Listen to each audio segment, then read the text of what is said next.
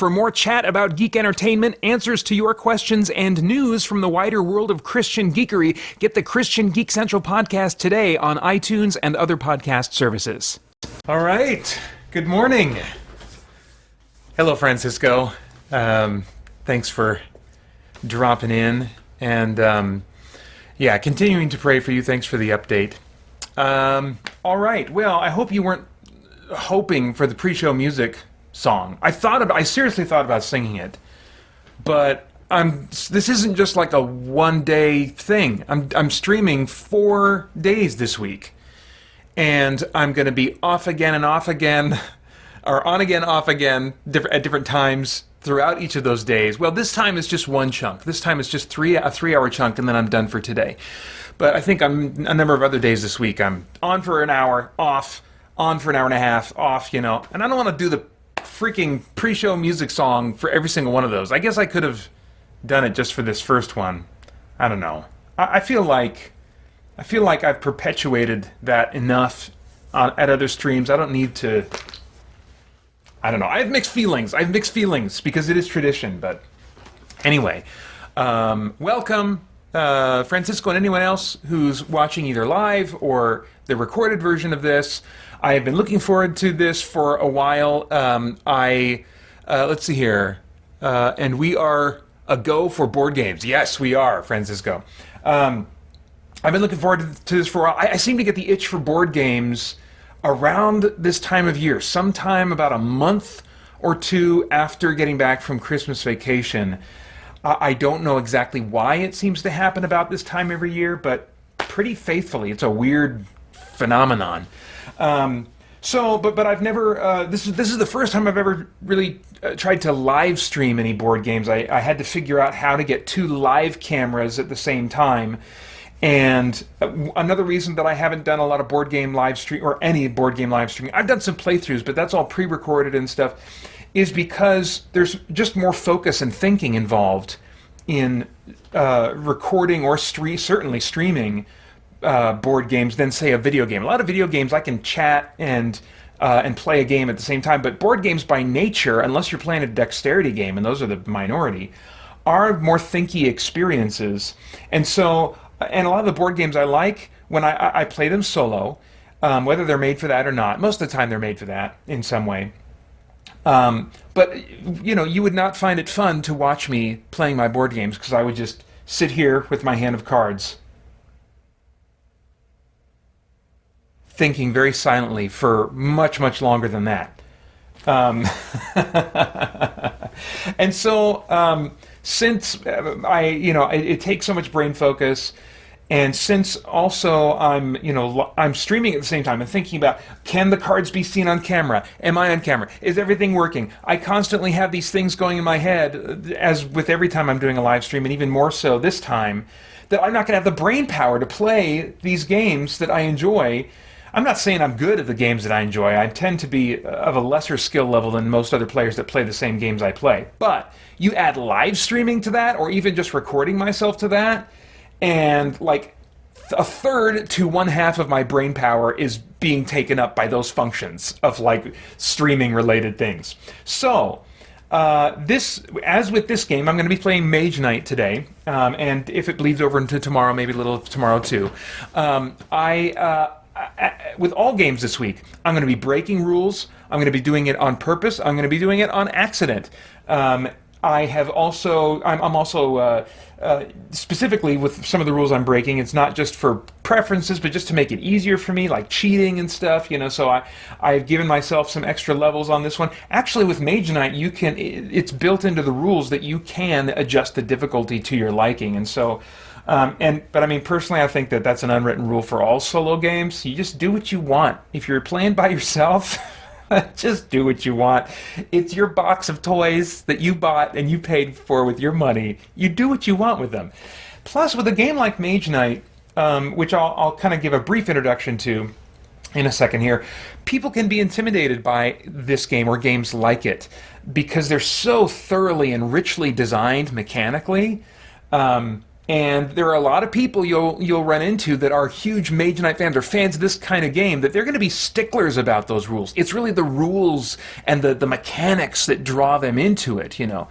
If that's you, you're going to have a hard time watching me play this game or any other game this week. Because, as I said, I'm going to be breaking rules like crazy. But what's cool about Mage Knight, on top of all those great, rich mechanics, is the theme that those mechanics are married to, I think, so well. That doesn't happen with all games. Gloomhaven is a great example of a game, I think, that is richly mechanical, but the mechanics do not represent the theme very well. It can really feel like just an abstract experience with a painted-on theme in a number of respects, in my opinion. I won't get into that now. You can watch my Gloomhaven playthrough. Watch the last video on that, and I give my summary thoughts on Gloomhaven there. Anyway, so, Mage Knight. So this is a game where you are a Mage Knight. I'm not familiar with the whole lore of the Mage Knight miniatures game that preceded this, but this is the board game version. You are coming in, you serve the Council of the Void, and I'll read the introduction that they give to give you an idea of the setting just a little bit. And you are being sent by the Council of the Void to enter another world and basically conquer it on their behalf. And so in this game, I'm actually not playing as a Mage Knight, but I'll get to that in a second. I'm playing as my own custom character in this one. But let me read you by way of introduction to the theme of this. Oh, and again, I got to mention, if you didn't notice this in the, I see there's someone else there. Who is that? Special Agent Utah. Welcome. If you check the notes below and you'll see this, guys, but I'm not going to be able to interact with the chat near as much. Just my setup is way on the other side of my office, and brain power I got to give to this, and the chat is kind of even blown up. It's kind of far away, hard to keep track of. So I'll try to check in kind of infrequently, but it won't be the same as my video game streams. So anyway, let's see here. The game walkthrough. Where is this? Let's see. Do like this. This is the game walkthrough right here. So I'm just going to be reading off of this. I'll continue to give you a view of these really nice components while I read. The so-called heroes who plundered the lost city of Dragon's Gate did not know it was they who would cause the end of the world as they knew it. Thinking that the reference to a gate in the city's name was apocryphal, they were surprised to find an actual magical gate beneath the long-forgotten city. Oh, I should close my door in case my wife is walking around. I share a wall with my wife, who works right next door to me here in our home. So I don't want to pollute her focus with my blabbing about nerdy things. The heroes were naive enough to open this gate, killing them instantly. All Mage Stone, the most concentrated magical substance in existence, detonated, causing millions of deaths and many of the previous seats of power to fall. The Breaking, as it became known, was 32 years ago. Since then, many of the factions were able to reassemble some of their lost power. The once formidable Atlantean Empire struggles to reunite its kingdom in the face of an all-out assault from the Orc Khans. Where once the orcs were content with raids on the borderlands, the rumors of powerful new creatures, perhaps under the control of the Atlanteans, have made them afraid that their window of opportunity is rapidly closing. Fortresses are falling to rampaging hordes of the Khan army, and there are rumors that the Emperor, fearing an eventual assault on the kingdom's most powerful cities, has been increasing his defenses and asking for assistance from old and now silent allies. In several forgotten tombs, oh, love me some forgotten tombs in a fantasy game. In several forgotten tombs beneath the Empire, Draconum chrysalis, these are basically baby dragon eggs, now in their final stages of maturation, are hatching. The Draconum that will emerge from these ancient incubators are an entirely new evolution, unlike anything the land has ever seen. They actually look pretty much like dragons in this game. These long-lost invaders have timed their awakening to coincide, this is really small print, coincide with the prophecy that a leader of their kind, a leader of the Draconum, would emerge at this appointed hour. Until that force is known, they seek to destroy, conquer, and amass power for themselves. As the land suffers under the orc raids, and the Draconum break through their underground hatchery, yet a third force has arrived on the scene. The peasants call them Mage Knights. as they proved equally adept at spell and blade. No one knows who sent them or why. Some celebrate them as heroes and liberators, and are eager to join their armies, as they believe that they can bring about true stability with their might. Most fear them, and close the gates of their cities as the Mage Knights are strange and choose to remain silent on their motives.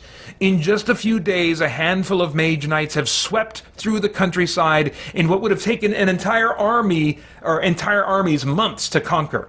The only hint as to their motivation is that they are clearly heading to the capital. Tonight, they will reach its walls. You are a Mage Knight. No, I'm not. Sent to invade the Atlantean Empire at the behest of the Council of the Void. In a past you have long forgotten, you traded your independence for powers that rival those of the gods. In exchange, the Council asks only loyalty. And now you are being called on to carry out your mission without questioning their intentions. Your reward for your continued obedience: fame, power, knowledge, and treasure. Anything you encounter while on your mission is yours to keep, and you are free to work with or against your fellow Mage Knights as you carry out the Council's commands. There are no fellow Mage Knights. This solo game is just me. Perhaps someday you will regret your decision to join the ranks of the Void, but for now, you march towards the silhouette of a city on the horizon. Alright, I am not playing as a Mage Knight. I am playing as, you guessed it, faithful viewers of the Christian Geek Central YouTube channel and listeners of the podcast, I'm playing as Elderast! This is actually just a miniature from first edition Descent of it. Boy, that is not really focusing in the way I want it to. Come on now. There's my mini right there. Don't you want to focus in on that? There we go. Elderast, the most powerful wizard in the world. Elderast is a dimension-hopping wizard who is looking for the ultimate power that cursed him with the life that he was given, so that he can have his revenge on that ultimate power, if at all possible. So yes, he's a very a bitter old mage, bitter old wizard, and he has found himself now in the realm of the Mage Knight board game, whatever this place is. What I know about the lore is just what I just read to you. So, anyway, I'm going to put him right here for now. This is where we start. Now, as I play this game, if you're not familiar with Mage Knight, basically, I've got these, cards and things. There's a lot of cards play that I'm going to be doing. That's the main focus of the game. And then this is going to be a map that I build out over time. If you're familiar with the game, I'm playing solo conquest. Full solo conquest. Usually by myself, I just play Blitz solo conquest, which is a much shorter version, but this is a longer version. I'm hoping that between either today and maybe bleeding into tomorrow a little bit, I will be able to finish the game, but we will see. I am just about set to get started. I basically did all my setup beforehand, but let me explain who this fellow is.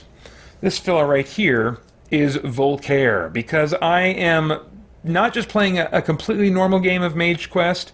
I bought all the expansions that are available for this game, so if you buy whatever the latest version is, I don't know if it's called like the Super Edition, the Collector's Edition, there's some kind of more recent edition that includes all of the DLC, as it were, for this game.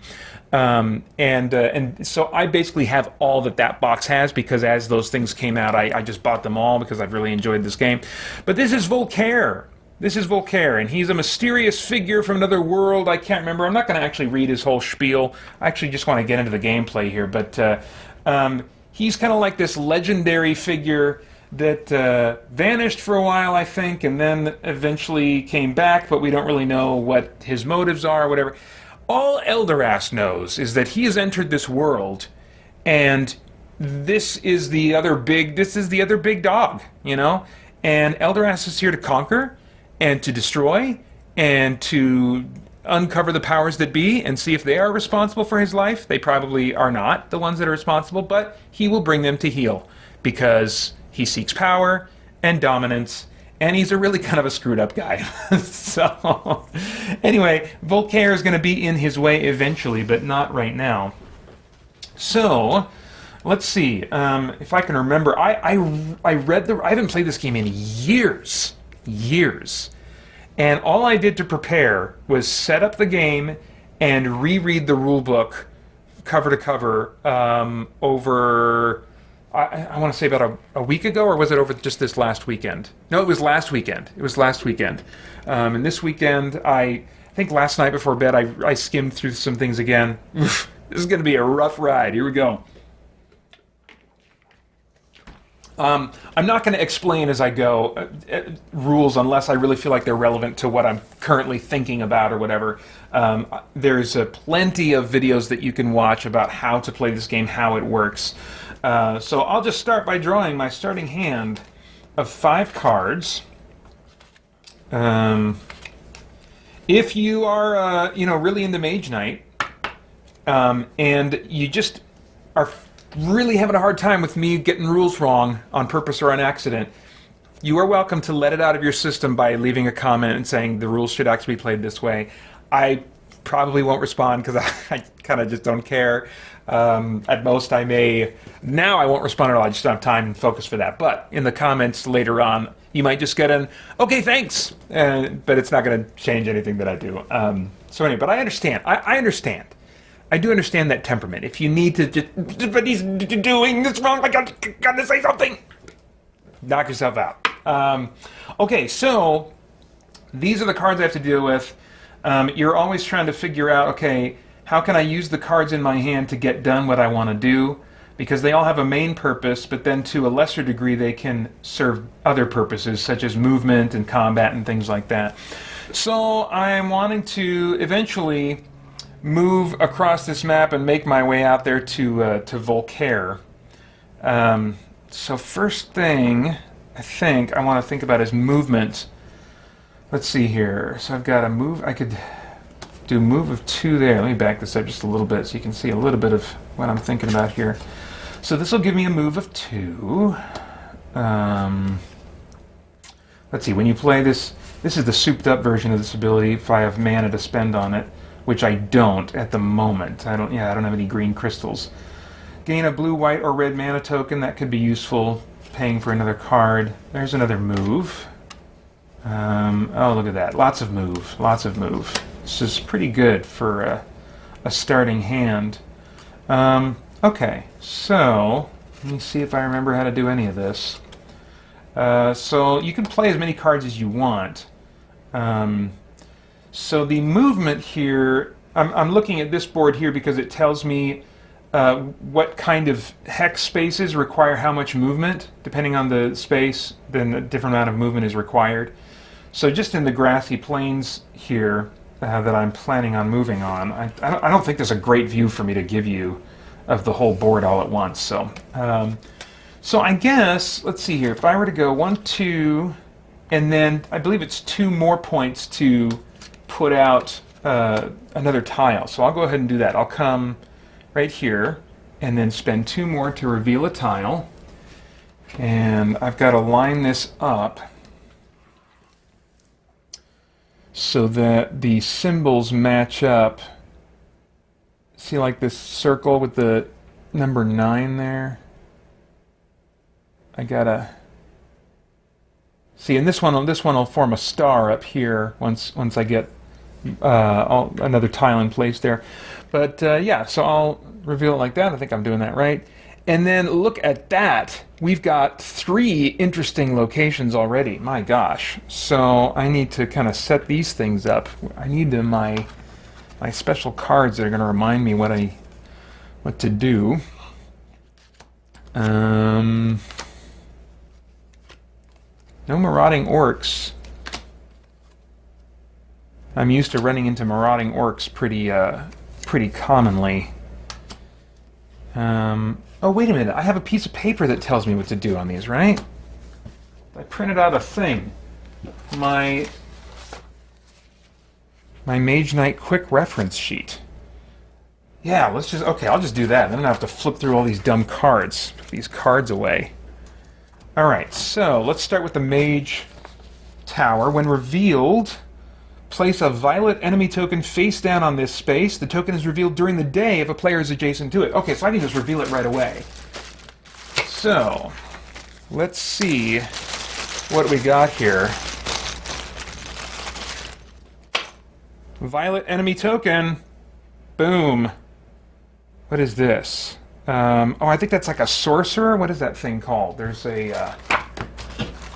let's see here. That is... Oh, it's an illusionist. It's an illusionist. So, this thing, when I fight it, is going to summon a monster, I think, from this category, from these dungeon... it's going to summon a dungeon monster. And let's see... It's got some physical resistance. So that is what I'm dealing with there. Have I done all I need to do? While unconquered, can be assaulted and you get reputation -1. That's fine. I am thrilled to have found a mage tower this early on, because the mage tower will give me some spells. And I think, I don't know. I don't remember for sure if I'm supposed to wait until it gets revealed or if I was supposed to do that at the beginning. But I'm going to put some spells out now on the board here. I'm a little... Oh, that's why I had this scooted over this way. Because I'm just a little bit pressed for space here. Let's see. Ooh, I like to look at this one. Let's see here. Ranged fire attack 5. Or if I'm willing to take a wound, I can do siege fire attack 8. Nice. Now, for those that are familiar with this game, I am playing as... What is her name? Aretha Franklin. Arethea? Arethea, the blood cultist. Basically, I took her mini out. I put my Elderast mini in because I like her power sets a lot. She has abilities that have to do with using wounds. You can take wounds and they clog up your deck and they're useless cards normally. But when she gets them in her hand, if she has the right ability, and I do, I chose to start myself with the right ability, she can convert them into much more useful things. And so that is that's super cool. That's super cool. Although, let's see here. Let's see, I got Invocation. Once during a turn, discard a wound card to gain a red or black mana token, or discard a non-wound card to gain a white or green mana token. You must spend a mana token, gain this way immediately, or you cannot use this ability. She had one, I thought, that allowed her to use... Oh, here it is, Power of Pain. So that's like the next one I'm going to get, is the Power of Pain. I love this one. Once a turn, you can play one wound sideways as if it were a non-wound card. It gives +2 instead of +1. At the end of your turn, put that wound in your discard pile. It's not something I need right now, because I haven't taken any wounds yet, but that is absolutely going to be the next one on my list. Normally, you have to choose randomly. I'm not playing that way. I want what I want. And I'm also giving myself access to, like, other Mage Knight abilities that normally I would have to play as that character to have access to. Elderast does not play by the rules. He is all-powerful! Well, not all-powerful. I might get trounced a little bit here. So, and then, let's see. This is, oh gosh, takes 4 movement to move into this space. So I've already committed to playing these 2 cards here. Gosh, this is going to go more slowly just because I'm talking so much and trying to describe this. I really debated, and I still might change the way I do this at some point, but I debated whether or not during the live stream I would talk through everything I was thinking, or if I would... or if I would just allow for times of silence, because I was thinking that I was actually not thinking anybody would show up for this live stream. So the fact that there's at least 2 of you in the chat is really cool. And I don't know how many people are actually watching. That's data is too far off for me to see. But I thought about, you know, if nobody was going to be coming to the live stream, that I could just mostly sit and think in silence, and then when I put it out in the video format later on, I could edit out those moments of silence. But I think I'll try to keep myself blabbing here and bring you guys into my mind a little bit, as much as I can. And then if I don't finish this thing, then I can save this game. This is the cool thing that I thought of when I was prepping for this. This is actually like a framed poster that this game is sitting on.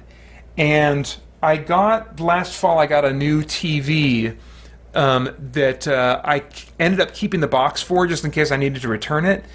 And but the time has passed for me to be able to return it. But the box is big, and so I was able to cut out big, huge pieces of it, like that. Oops, crap! Like that one over there, to put board games on. So once before, years ago, I bought like this black tag board type thing so I could keep a couple board games, quote unquote, saved and just slide them under our bed or something until I went, because sometimes board games, the ones I like to play anyway, they take a lot of setup time, a lot of teardown time, and sometimes that'll just keep me from wanting to get them out, even though I know I'd have a good time with them. And so saving my board games like this and playing them on a surface that I can pick up and just stick under a bed or on some ledge in a closet somewhere or something, means that I'm more likely to get back into them when I kind of feel that itch a little bit. So anyway, all the games I'm playing this week, I found save services for them. So if I don't finish this, which I probably won't, I can always save it, and then if there's enough interest, I can continue my playthrough of this. Probably at the end of the week, or as I put these videos out, I'll just kind of see what the feedback is, what the interest is for each of these individual games, and maybe whichever game people are most interested in, I will continue recording my playthrough of. But anyway, okay, so what do I have here? Do I have enough movement to... Because I have to be able to move into this thing, I'm pretty sure. I have to have 4 movement to be able to move into it. And I don't think I'm gonna have that, and the ability to do an attack this turn. And they're fortified, right? So let's see here. What does that mean? It means that only siege attacks can be used against this enemy in the ranged end siege attacks phase. I think being in a mage tower means they're fortified. I'm pretty sure it does. Yeah, so I don't think I have... And the thing is, I'm not going to know what that monster is that it's going to use the attack value of, because that's what it does. This thing, it causes me to draw a monster from this token set, the dungeon token set, and use its attack power against me in place of its own attack power. It uses its own defense power, but it's going to use some random monster's attack power. So that's a real risk. I don't even know what I'm in for when I fight this thing. So it could go really poorly. Well, let me see here. I do have this Blood Rage card. This looks pretty cool. And I do have a crystal. And well, I've got a red mana in the pool to use on this. Attack 4, you can take a wound to increase this attack to 9. Oh my gosh. Maybe I'm better positioned than I thought.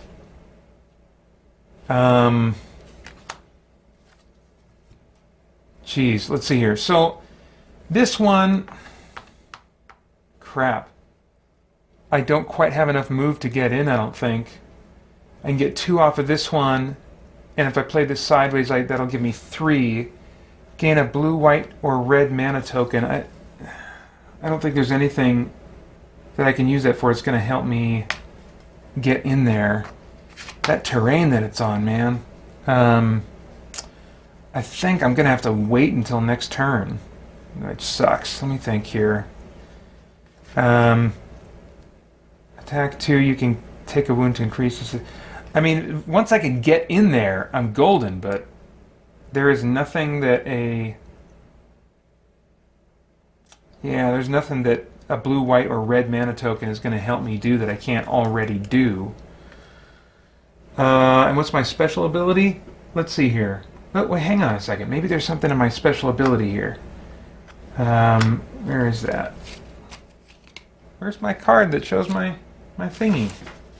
Oh, come on now. Get the girl's card out. What are you thinking? Oh, here it is. It's hiding over here. Okay, so where's that ability that I have? I have this one. I have Invocation. Okay. Once a turn, discard a wound card. Oh, crap. No, I can't do that. Or, let's see here. Or discard a non-wound card to gain a white or green mana token. Well, white, that's still not going to help me. That's still not going to help me. Wait, no, white or green, right? Did it say white or green? Green would give me 4 to move in there. So if I am willing to, let's see. I can discard this non-wound card to gain a white or green mana token.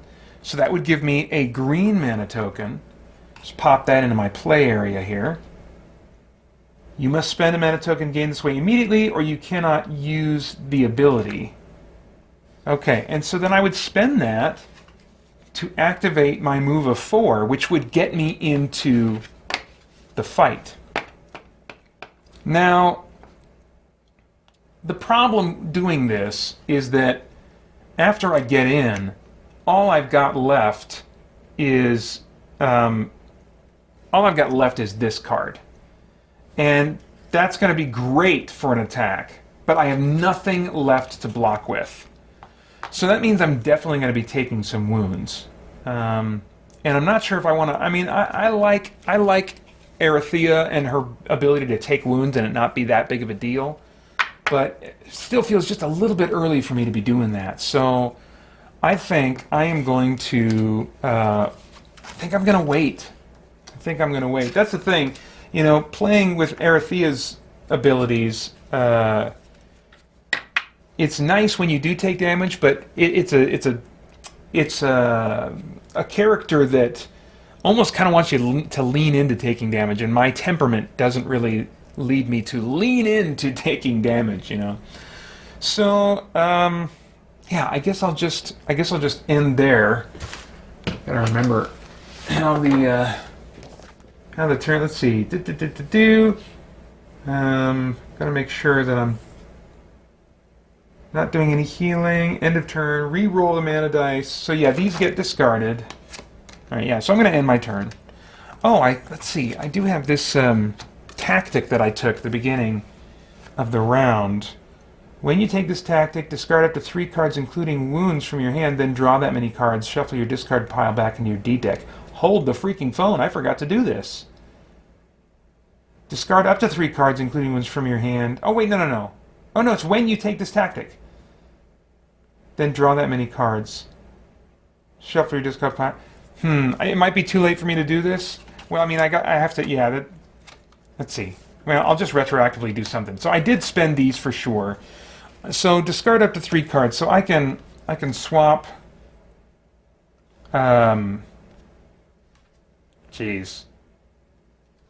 Discard up to 3 cards, including wounds, from your hand, then draw that many cards. Shuffle your discard pile back in your... Alright, forget it. I'm just not going to do that. I forgot to do it, and I kind of don't feel like doing it now. Alright, so this is going to get discarded. Just put this over here. It's not really a tactic. It's not really relevant to me anymore. And then I need to refill my hand. Okay, so I got some blocking. I can take advantage of. I got to re-roll. Oops, what did I just drop? Oh, crap. Okay. So these are nice. But this one's gone. And I think it's there like for the rest of the round. Each round is like there's day rounds and night rounds, and each round is made up of multiple turns. And so for the rest of my turns this round, this mana die is going to be inaccessible to me if I remember correctly, which sucks. Let's see. Okay, so did I do all that right? I think I got to do the dummy players thing now. Yeah, I don't know. I can't think. I'll just do things like the Joker. I'm just gonna do things.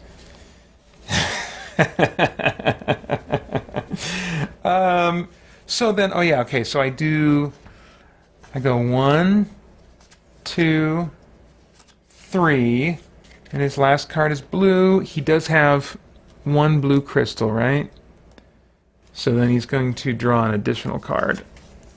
All right, and that's his discard pile. All right, you keep a dummy player in here, but you don't really have to think or do anything for them. You're mostly just cycling through their deck, and when the player's deck runs out, that determines basically when the round as a whole is coming to an end. So, all right, well, I'm gonna take another turn.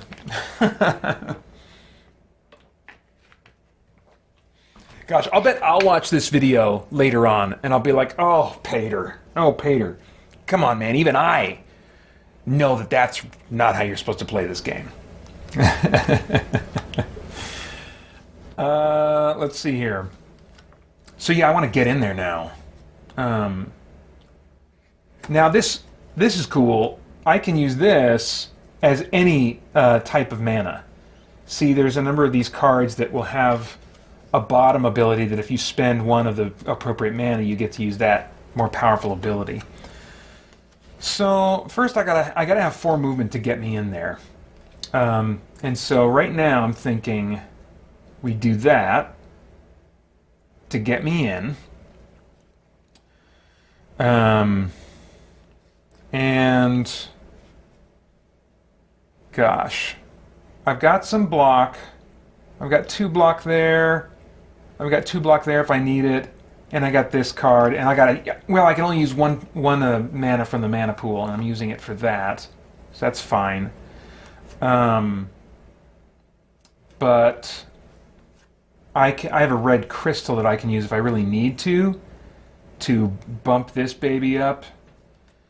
So let's go ahead and do it. Let's see if I can remember how to do combat in this game. That's the real game, is seeing if I can remember how to play the game. Alright, am I pulling from the right thing? Okay. So, what is the illusionist going to conjure? He's going to conjure this thing. Oh, crap. That looks very bad. That looks very, very bad. Okay. So, he's resistant to both ice and physical, which means that any attack points that I gather together to attack him get cut in half before they're actually applied to him. And he's got poison, which means he's going to do kind of if his damage gets through to me, he's going to put wound cards not just in my hand but in my deck too. So I'll be feeling that for a while. What is this? I'm thinking he's a mummy. Doesn't he look like a mummy? I'm thinking mummy. Let's see if I'm right.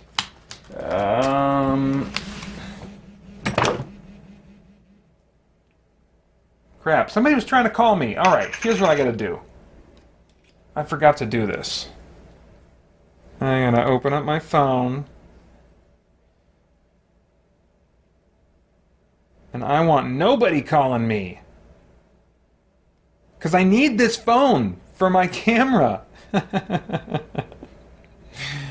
Alright? Alright. Jeez Louise. Okay. I should silence my other phone too. Not silence it, but go into hermit mode. There we go. Alright. So let's see. Was I right? Is this thing a mummy? Oh, this is an expansion guy, I think. I'm not seeing him on my normal list of monsters here. Crap. No wonder he's so intimidating. Where is he? What the crap? I'm not seeing him in my list of enemies.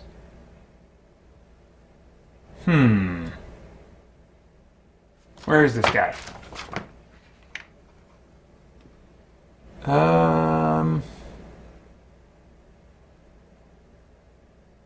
Gosh, let me know if you see him.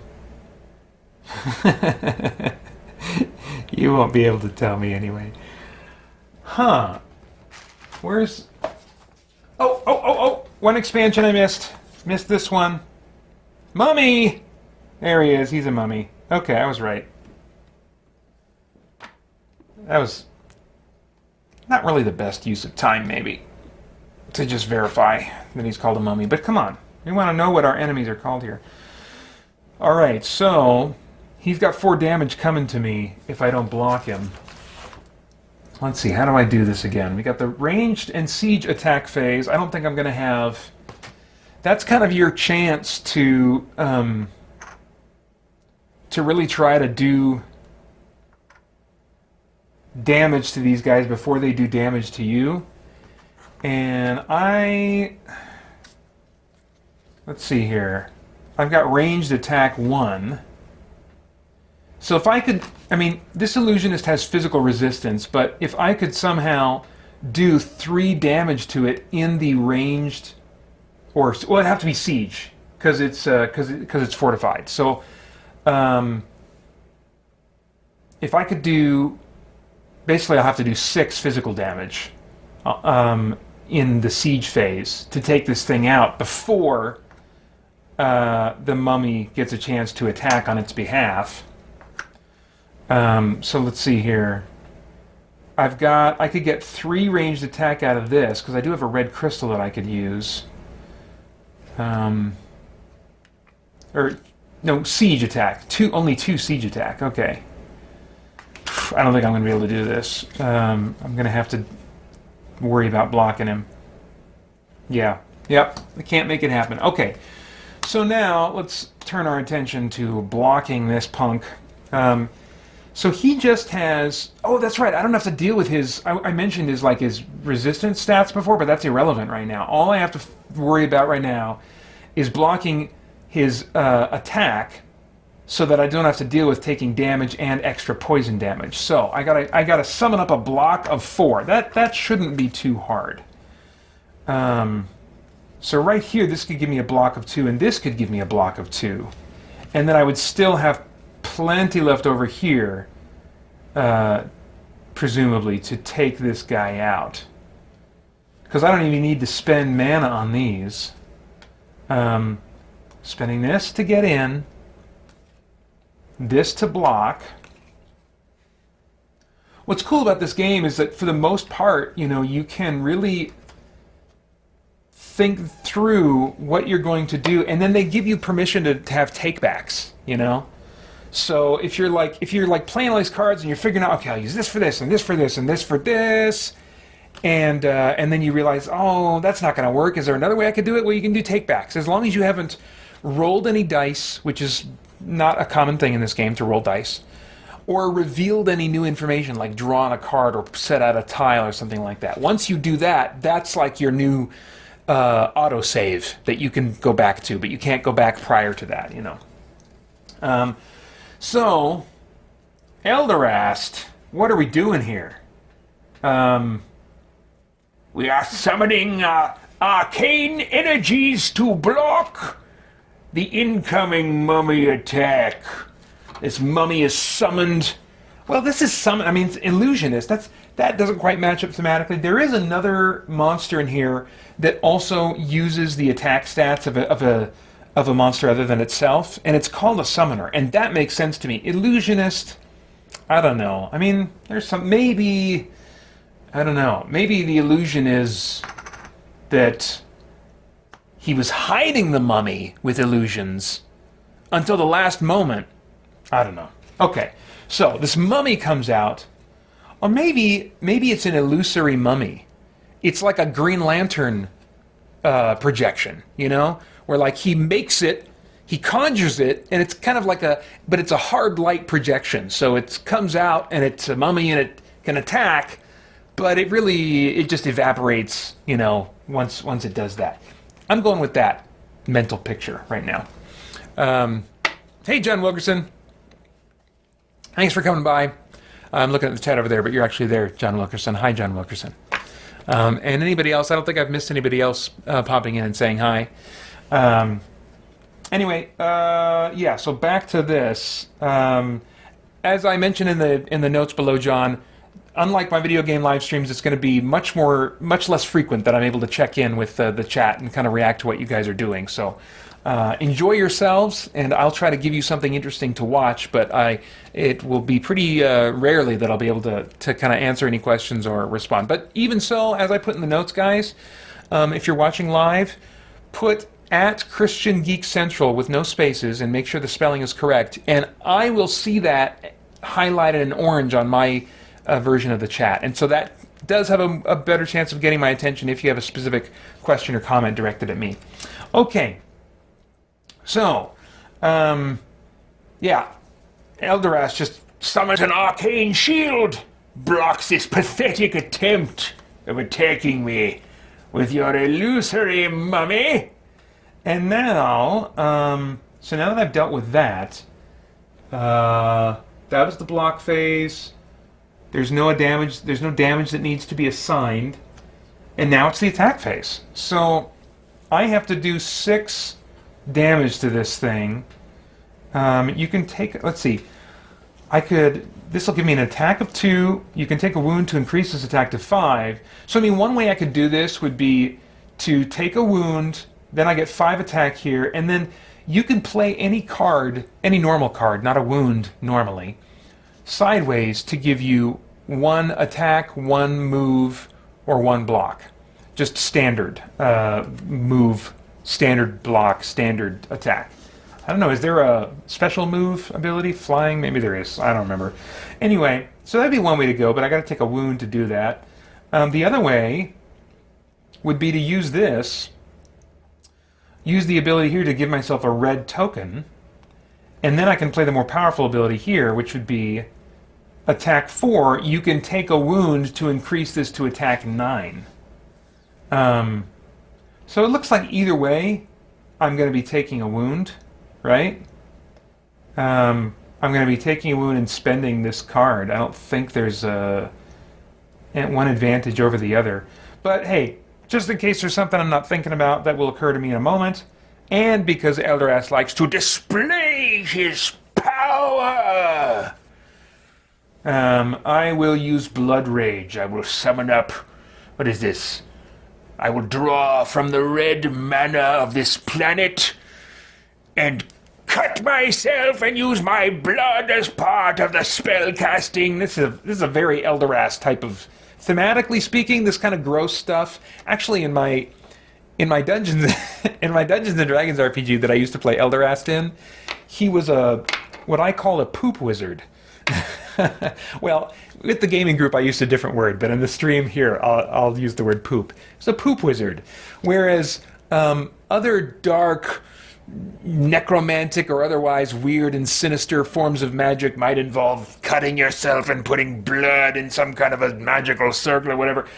Elderast believed that there was some mystical element in feces, and that his own feces was even more potent than the feces of animals. I mean, he had collections, little vials of feces that he would keep with him, and just add into the spell components of whatever spell he had that he needed components for. He would, of course, use the required components, but then also squeeze a little bit of the brown stuff in there. And yeah, the other party members did not like traveling with him. I think the other players enjoyed having him along, but the other party members did not particularly enjoy having the poop wizard with them. But he was useful, He was a freaking glass cannon when the situation called for it. So anyway, yeah, so he'll maybe cut himself and involuntarily squirt one out a little bit in reaction to the pain. And we got 9 wounds coming off of this Blood Rage magic. And that should be plenty to take out the Illusionist. So yeah, I'm happy with that. It does require me to basically use my entire hand up. That's fine, you're going to have turns like that. But I don't have to deal with getting any damage. I'm pretty sure I do not get the fame here at the bottom for dealing with this guy. It's just his attack that I'm dealing with. But I get the fame from this guy, and fame in this game it's experience points. It does kind of. I understand why they call it fame, because as your fame increases and you become more capable, you're better able to persuade and different things like that. So I get why they would maybe call it fame, but in any case, nice, 4 fame. So I am going to move up here on the fame tracks. They already cheated, gave myself a little head start, but we're going to go 1, 2, 3, 4. And once I pass that point there, I will be able to gain another level, get some more goody stuff. And, yeah, nice. So I've defeated the Illusionist, and I get to move into the Mage Tower. And then I get some benefits here. Let me remind myself of what those benefits are.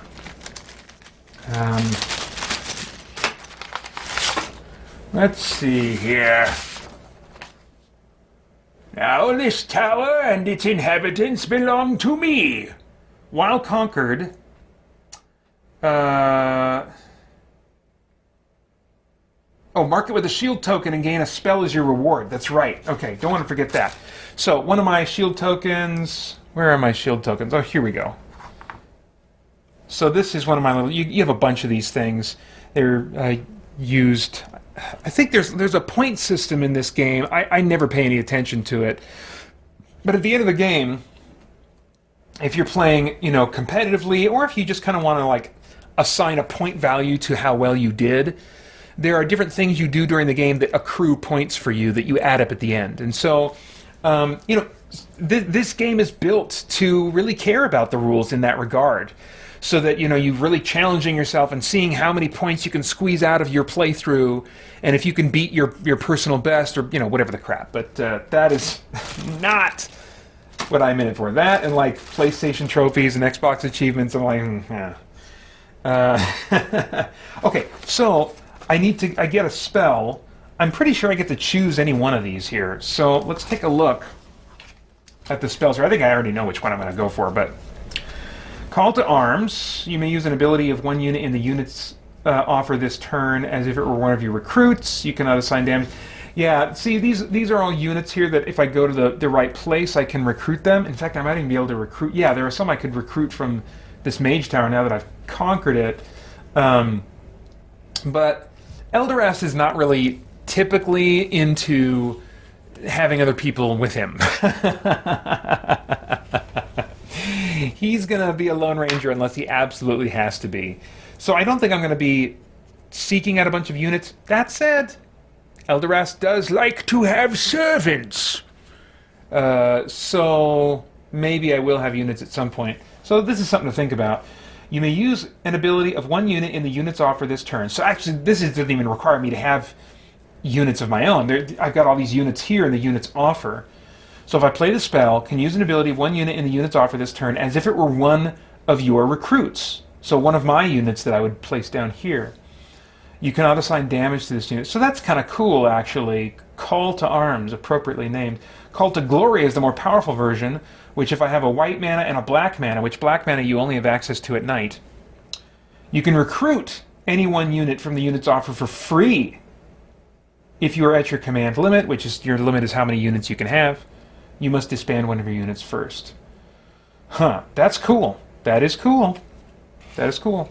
This is probably the one I'll get, though. Ranged fire attack. Fireball, baby! Oh, come on. I'll read through these, but this is the one I'm going to walk away with.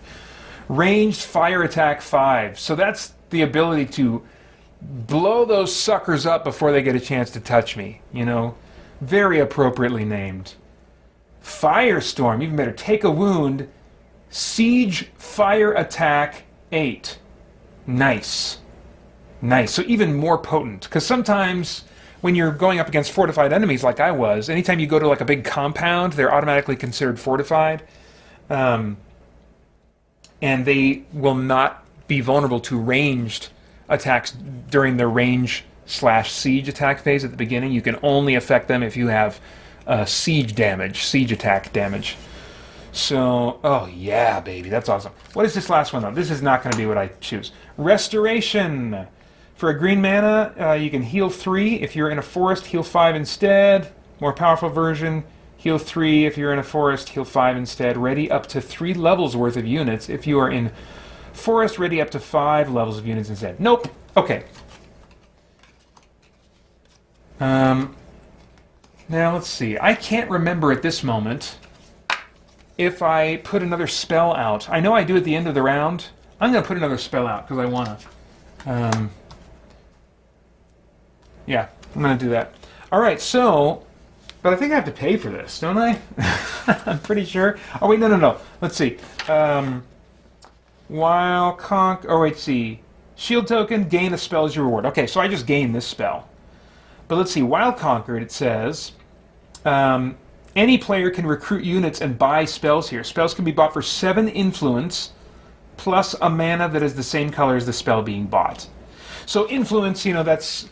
it says buying, but really thematically, Elderast would be kind of getting the wizards here into shape. Present me with your knowledge. Present me with useful magic for this realm. And they're either going to respond to that call because he's influential enough, or they're going to just say, screw you, I'm getting out of here. But anyway, don't have to worry about that. I get this spell for free, so this gets added, I think, to my hand, which is empty at this point, right? Because I blew it all on that move, so that all goes into my discard pile, except for this one. Nice, though. That's very nice. And that is all that I can do for surezies. Well, maybe not for surezies, but I'm done. So, let's see, we gotta take these back.